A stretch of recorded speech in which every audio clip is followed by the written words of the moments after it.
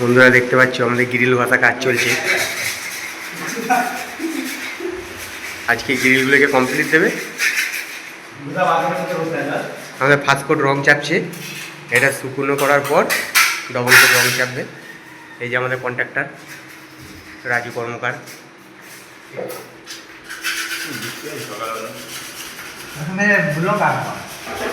এই যে বাথরুমটা সিলিংয়ে সাদা চাপানো হয়েছে।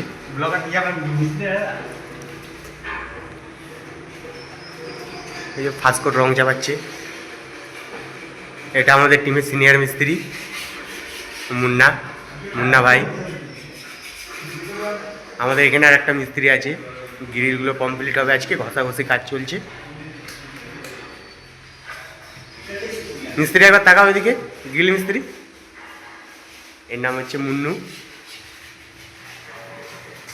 তো আউটসাইডে সিমেন্টগুলো চাপানো হয়েছে কালকে।